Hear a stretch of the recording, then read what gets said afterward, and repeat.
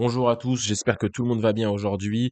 On se retrouve pour une vidéo technique sur l'analyse de la structure du prix. Je vais faire quelques rappels en début de vidéo, notamment sur la fractalité premièrement, deuxièmement sur la théorie de Do, les break of structure, les change of character, pour qu'ensuite on puisse aller directement sur les graphiques et comprendre la structure du prix, comment l'analyser correctement. La structure du prix, c'est essentiel pour trader de façon pertinente, parce que c'est bien beau d'avoir des belles zones, d'avoir des beaux setups sur ces belles zones. Donc les setups, c'est ce qui va nous donner la confirmation pour trader une zone, justement. Mais si on ne prend pas en compte le mouvement global et la structure globale du prix, bah, justement, on va faire beaucoup d'erreurs et on va pas toujours être dans le bon sens par rapport au marché. Donc, premièrement, la fractalité, on en a parlé pas mal de fois sur la chaîne, mais je pense que c'est un bon point d'en faire un petit rappel. Donc la fractalité, qu'est-ce que c'est? C'est tout simplement le fait qu'un mouvement se réfère à une unité de temps.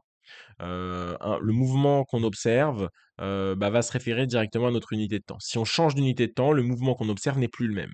Donc c'est pour ça qu'il faut avoir des analyses multi-time frame, et qu'un trader en M15, donc qui prend ses positions en M15, ne veut pas déterminer ses zones en M15, déterminer la tendance en M15, déterminer les setups en M15 sans jamais changer d'unité de temps.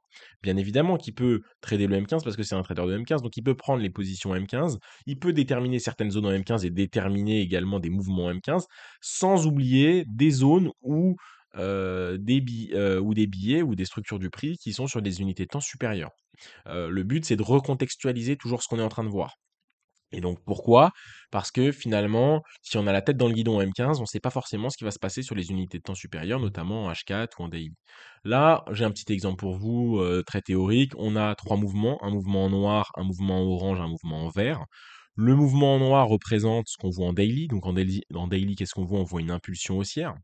Enfin, on voit une tendance haussière, excusez-moi, avec deux impulsions haussières, hein. Notre impulsion dans une tendance haussière, c'est une impulsion est à la hausse. La correction dans un mouvement haussier, dans une tendance haussière, la correction est à la baisse. Et puis ensuite, on a notre deuxième impulsion haussière. Donc là, on a un mouvement, on a une tendance haussière avec des sommets, des creux qui sont de plus en plus hauts. Ensuite, en 4 heures, si on décortique, si on change d'unité de temps, en 4 heures, bah, on va avoir beaucoup plus de précision finalement. Heu, Ça va de soi. Pas pourquoi? Parce que, pour un chandelier 1 heure, pour un chandelier, 1 journée, hein, pour un chandelier daily, si on passe en 4 heures, sur le marché du forex, il code 24-24, on va avoir 6 chandeliers 4 heures. Donc on va avoir beaucoup plus de précision, beaucoup plus de zoom finalement sur le prix. Et donc on a notre mouvement en vert et on va voir que dans notre mouvement en vert, on va avoir ici dans la tendance haussière, bah, justement une belle tendance haussière, hein, dans notre impulsion haussière. On est toujours dans notre tendance haussière en daily, mais si on passe en 4 heures, qu'est-ce qu'on voit dans notre correction baissière? Si on zoome, en fait, on a une tendance baissière avec des sommets et des creux qui sont de plus en plus bas. On va casser, cette tendance baissière en reprenant notre tendance haussière de fond, en faisant des sommets et des creux de plus en plus hauts. Ce qu'on remarque, c'est que si je zoome sur ça en H4 et que je suis un trader en 4 heures, donc je zoome sur cette période-là, hein, donc on regarde bien notre mouvement en vert, qu'est-ce qu'on va voir? On voit des sommets et des creux qui sont de plus en plus bas. Donc on peut prendre des trades à la baisse et se dire, bah moi je short le marché parce que le flux est à la baisse. Sauf que si on commence à shorter le marché par ici, parce qu'on se dit que notre tendance baissière est bien installée et qu'on n'a pas regardé notre mouvement de fond, c'est là qu'on peut justement, perdre un petit peu de ce côté probabiliste, hein, perdre les probabilités qui étaient de notre côté.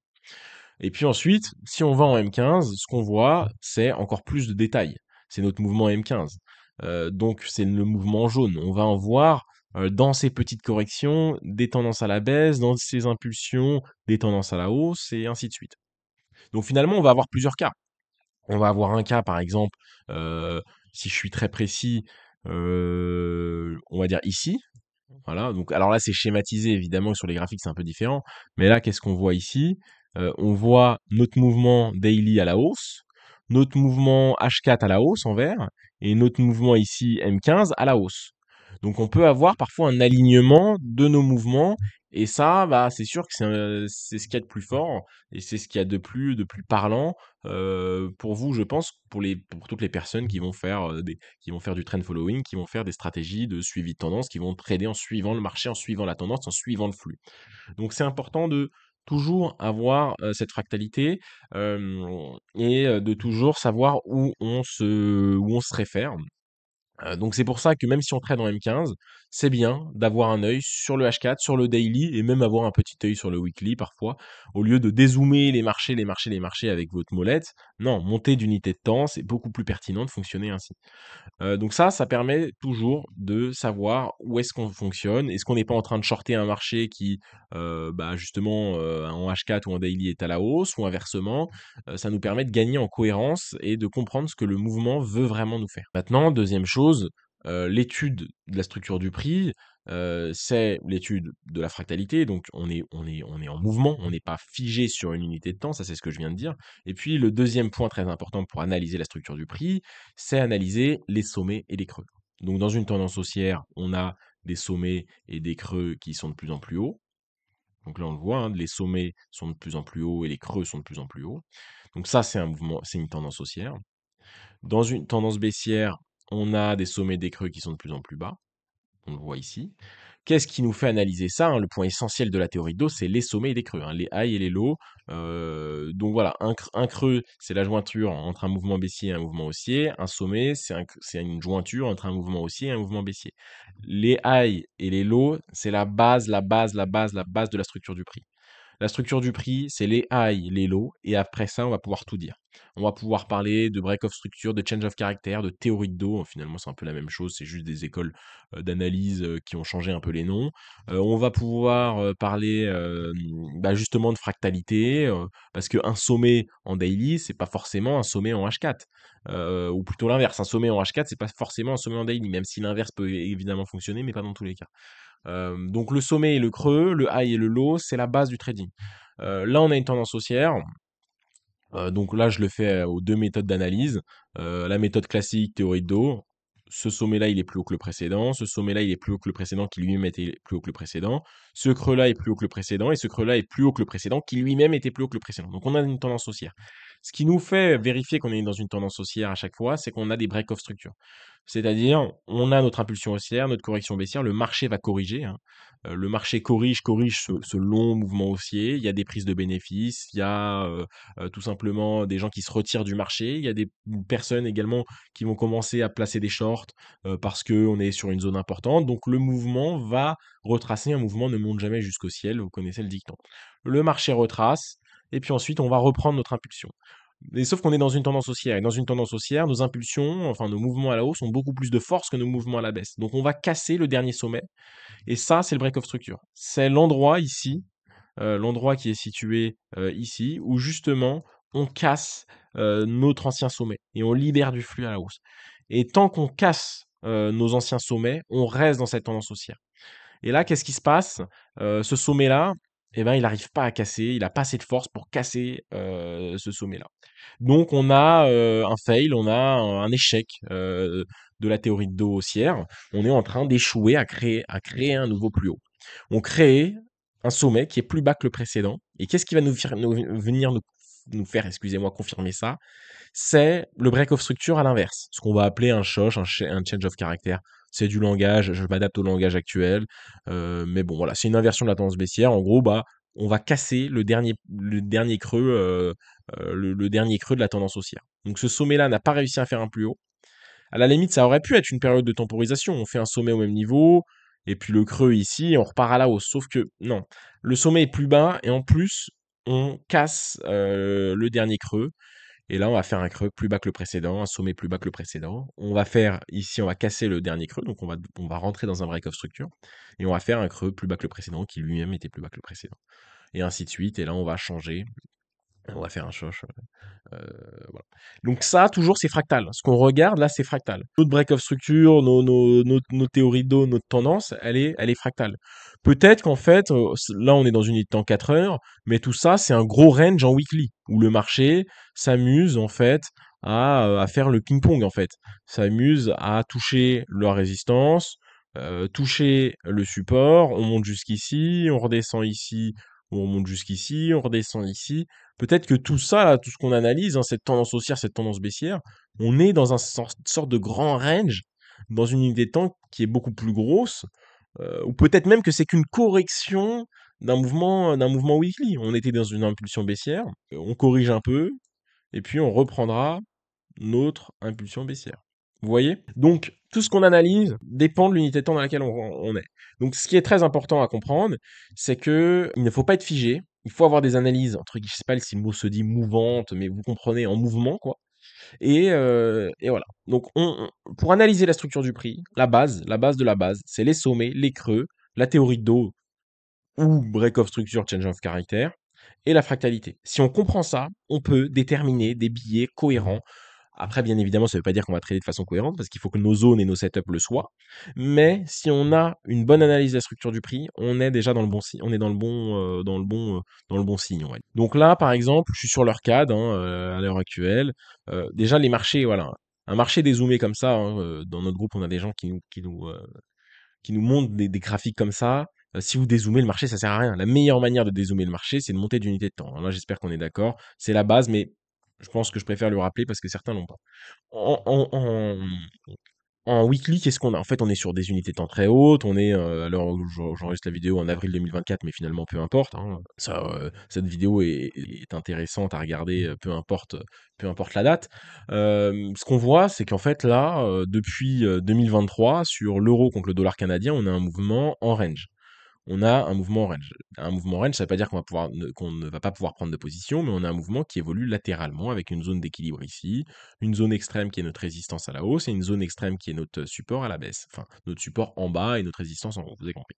Donc ça fait un an qu'on a un marché latéral. Donc ça, il n'y a pas très compliqué pour comprendre que ce marché-là, c'est un range. Voilà. Donc si on trade en M15, en weekly, on va pas s'amuser à y rester trop longtemps. Si on va en daily, on a un peu plus d'informations, mais on peut regarder plus correctement notre range. Et on voit dans notre range qu'on a eu en fait des périodes à la hausse, donc des tendances haussières, quand on est allé du support à la résistance, mais également des tendances baissières quand on est allé de notre résistance à notre support. Donc ce qu'on voit, hein, il y a eu des phases en fait dans tout ça. Il y a eu des phases, et donc des phases, même des tendances. Donc notre tendance neutre, notre range en weekly, cache des tendances haussières et des tendances baissières en daily. Là, si on regarde ça, on voit qu'on a une belle tendance haussière. On a une belle tendance haussière. Ça, c'est une belle tendance haussière. Voilà. Je vais le mettre d'une couleur, on va dire verte, la tendance haussière. Je vais plutôt mettre voilà, ça en vert. On avait une tendance haussière ici, hein, alors en daily, elle est pas très propre, en 4 heures, elle le sera encore plus, donc c'est pour ça que je la notifie. Là, on avait un mouvement baissier ici. Je vais le mettre en rouge. Voilà. Donc voilà, on voit quand même qu'on a des mouvements intéressants. Là, on avait un mouvement baissier ici. Voilà. Heu, Si je me mets en 4 heures, donc voilà, le trader à M15 doit, alors vous voyez, je suis allé en weekly. En weekly, vous voyez bien que je vais pas y aller tous les jours. C'est-à-dire que le trader M15, il s'amuse pas à refaire son analyse weekly tous les jours. Un chandelier weekly, déjà, il y en a un par semaine. Bon, il est pas forcément intéressant toutes les semaines et il change pas notre billet long terme toutes les semaines. Donc voilà, le trader M15, il va passer en weekly une fois de temps en temps. C'est important d'y aller, mais c'est pas important d'y aller régulièrement parce que de toute façon, on n'a pas suffisamment d'informations pour y aller de façon très récurrente finalement. Alors, en daily, il va y passer un peu plus de temps. Il y a un chandelier par jour, donc là, il va le regarder un peu plus précisément. Là, si je me mets là, qu'est-ce qu'on voit? On voit, voilà, hein, on voit que, bon, là, on sait qu'on est dans un mouvement baissier parce que je viens de mettre le mode replay. Je passe en 4 heures, et en 4 heures, notre mouvement baissier, il est un peu moins évident, et en fait, on voit que là, on avait un marché latéral. On a un marché latéral, on sait qu'on a fait un sommet ici en daily, hein, on l'a vu, mais on a un marché latéral. Donc là, en analyse de structure du prix, qu'est-ce qu'on a? On a en fait un range. Ici, on a un range. On va le mettre en gris, on a un range. Ce range-là, en termes de billets, on sait que en daily, on est baissier. En 4 heures, en fait, on aimerait quand même une cassure. Alors, on sait que ça va casser par le bas, donc voilà. Mais si on avait une cassure à la hausse, hein, dans un range, en fait, notre billet, bah, on n'en a pas. Enfin, on en a dans l'unité de temps dans laquelle on n'en a pas. Il va dépendre de la direction qu'on prend. Si on casse notre range à la baisse, on aura potentiellement une tendance baissière. Si on casse notre range à la hausse, on aura une tendance haussière. À l'heure actuelle, là, on n'a pas de tendance. Enfin, on a un marché sans tendance, un marché neutre. Ça ne veut pas dire que sur les unités de temps inférieures, on n'a pas de tendance. C'est pour ça que j'avais du mal à construire mes phrases. C'est quand je dis qu'on n'a pas de tendance, on n'a pas de tendance en 4 heures. En M15, ça, c'est une tendance haussière, on est bien d'accord. Donc là, on va attendre tout simplement que le marché casse à la hausse ou à la baisse. On le voit, le marché casse à la baisse. C'est une surprise pour personne. Donc voilà. Donc là, qu'est-ce qu'on a? Pourquoi il casse à la baisse, hein, on le voit, hein. Ça, c'est notre dernier. Ça, c'est notre dernière mèche. Elle est cassée par ce chandelier-là. Donc là, hein, voilà, on a une cassure de structure très intéressante ici. Et on vient faire un sommet plus bas que le précédent. On a cassé cette dernière mèche ici. Et puis en plus, un creux, hein, je parlais. En plus de ça, les sommets s'alignent, hein. Donc les sommets s'alignent, c'est-à-dire que le nouveau sommet qu'on forme là, hein, dans notre correction, il est plus bas que le précédent, qui lui-même était plus bas que le précédent, et ainsi de suite. Donc vous voyez, tout s'est aligné correctement. On fait un creux et on casse notre structure précédente. Alors, du coup, j'en viens à ce point-là. Est-ce qu'on prend en compte les mèches ou est-ce qu'on prend en compte les mèches ou les corps de bougie? Les deux sont possibles et il n'y a pas une vérité générale. Maintenant, je vais vous dire ce que moi je fais. Pour un break of structure, donc dans un marché en tendance, moi je prends en compte les corps de bougie. Je veux que là, pour continuer, hein, pour valider ma tendance baissière, je veux qu'on casse ce creux avec le corps de bougie. Si on mèche, ça ne me suffit pas. Ça ne me suffit pas et je ne considère pas ça comme une cassure de structure. Néanmoins, pour un change of character, donc pour un changement de tendance, une mèche peut me suffire. Une mèche peut me suffire. Est-ce que je vais trouver des bons exemples? Bon, là, voilà, on casse, mais on casse ici en fait avec le corps, donc c'est plus simple. Là, vous voyez, pour moi, ça, c'est pas un break of structure, hein. Ce sommet-là n'est pas un sommet de break of structure. Vous le voyez, la mèche, elle casse le plus haut, mais les corps ne cassent pas vraiment le plus haut. Du moins, de façon peut-être pas du tout significative. Là, pour moi, c'est un double top, hein. On fait vraiment la figure chartiste connue, le double top. Voilà, ça c'est le double top classique. Ou alors l'equal eye, si vous êtes SMC, voilà, hein, là on a des equal eye ou des similar equal eye, mais voilà, on a plein de hauts qui sont vraiment sur la même zone. Donc ça, pour moi, ça me va pas. Sur un change de caractère, ça aurait peut-être été différent. Mais là, dans un break of structure, dans une tendance haussière, je veux qu'on casse franchement. Pour moi, là, on n'a pas réussi à former un sommet plus haut. Donc, est-ce que je prends les mèches là pour dire que j'ai été plus haut? Pour moi, non. Vous voyez, ça peut m'aller. Pour un change of character, ça peut m'aller dans le sens où, vous voyez, on avait un mouvement baissier, bam, bam, le marché corrige ici, le marché, donc ce creux-là est plus bas que le précédent, ne réussit pas à faire un creux plus bas que le précédent ici, hein. Ce creux-là, il est beaucoup plus haut que le précédent. Et là, qu'est-ce qu'on fait? On fait un sommet, hein, plus haut que le précédent parce que je prends en compte cette mèche. Donc là, on est dans un change of character. C'est-à-dire qu'on vient d'un mouvement baissier et pour moi, le change of character est ici. Donc la mèche montre bien qu'on est venu tester ce mouvement-là. Ça n'a pas été le cas et ça n'a pas été suffisant cette fois-ci. Mais le chandelier d'après, boum, on casse vraiment ce sommet-là, on casse le sommet précédent et on part dans un mouvement haussier. Donc on passe d'un mouvement baissier ici, tac, tac, tac, tac, insuffisance, impossibilité à former un creux plus bas que le précédent. Change of character ici, moi je le notifie pas ici, je le notifie sur la mèche, moi ça me suffit. Mais encore une fois, j'ai pas un livre ou une bible du trading qui dit le change of character c'est sur la mèche et le break of structure c'est sur le corps. Vous pouvez évoluer différemment, moi j'ai trouvé mon équilibre de cette manière-là. Donc vous voyez, là, on est en 4 heures. On a fait un break of structure. On a fait des sommets et des creux qui sont de plus en plus bas, hein. Les creux sont de plus en plus bas. Ce creux-là est plus bas que le précédent. Et on est aligné à notre tendance daily. En M15, qu'est-ce qu'il y a? Beaucoup plus de détails. Et il y a des fois, on est aligné à notre mouvement et il y a des fois, on l'est pas. Ici, là, si on est en M15, effectivement, on ne l'est pas. On ne l'est pas. Pourquoi? Parce que qu'est-ce qu'on a finalement? On a un marché latéral. Oups, on a un marché latéral. Change of character, on vient d'un mouvement. Alors là, notre mouvement était baissier en daily, en 4 heures et en M15. Ici, change of character, on casse notre dernier sommet, on casse ce sommet-là aussi qui était très important. Et boum, on fait un creux, le creux est plus bas que le précédent, est plus haut que le précédent, notre sommet est plus haut que le précédent. boum, break of structure, on fait un sommet plus haut que le précédent, on fait un creux plus haut que le précédent, break of structure, on fait un sommet plus haut que le précédent. Donc ça, hein, on est d'accord que toute cette structure-là, elle est haussière. Maintenant, est-ce que prendre des achats ici, au vu de ce qu'on voit en 4 heures, c'est une bonne idée? Acheter ce marché-là, où il y a toute cette libération du flux à la baisse, vous voyez pourquoi c'est un petit peu casse-gueule. Donc quand on trade en M15, parce qu'il y a beaucoup de gens qui tradent en M15, en M30 c'est pareil, c'est pas des unités de temps très différentes, même en M5. Même les traders M5, il faut avoir une vue sur le 1 heure si on est en M5. Si on est en M15, sur le 4 heures, c'est pas mal, et sur le daily. Si on est en M5, voilà, le 1 heure, le 4 heures, on peut aussi, on n'est pas obligé de rester conventionnel. Ça, c'est les unités de temps conventionnelles, M1, M5, M15, M30, H1, H4. On peut créer nos unités de temps qu'on veut, hein. On peut très bien le H2, le H3, le H12. Y a pas, c'est pas écrit encore une fois dans le marbre, hein. On peut créer nos unités de temps. On peut créer, moi j'ai créé le M2, tu peux créer le H6, tu peux créer ce que tu veux, tu vois. Sur TradingView, tu peux tout faire. Et sur les plateformes d'analyse classiques, tu peux tout faire.